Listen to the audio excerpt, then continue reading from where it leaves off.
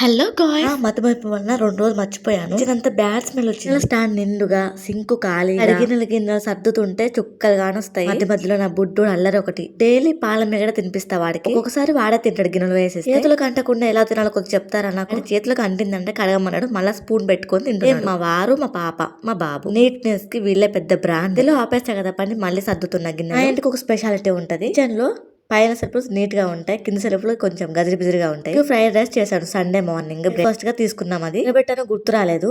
2వ రోజు గుర్తు వచ్చింది, ఎందుకంటే వాసన వస్తుంది. వెజ్ కానీ వండుతుంటే అరోమా సూపర్ ఉంటది కదా, అంతా స్ప్రెడ్ అవుతూ పక్కన వాళ్ళ వెంట కూడా వెళ్తాయి. ఖరాబ్ అయింది అనుకోండి, గబ్బు కంపు భరించడం కష్టం అండి బాబాయ్. తెలియకుండానే అన్ని పనులు ఒకే రోజు పెట్టుకుంటాను. మంచిగా వీడియో చేయాలనుకుంటాను. మధ్య మధ్యలో మా బుడ్డోడు అల్లరి చేస్తూ ఉంటాడు. అవసరమైంది తీస్తాను, అవసరమైంది తీయను. వీడియో కిచెన్ లో మీరు గమనిస్తే బిర్యానీ డబ్బాలు ఎక్కువగా ఉంటాయి. మాత్రం వీడియో చూసి వదిలేయొద్దు. చేసి వీడియోకి లైక్ ఇచ్చి వెళ్ళండి. సబ్స్క్రైబ్ చేసుకోవచ్చు కదా. Thanks for watching friends.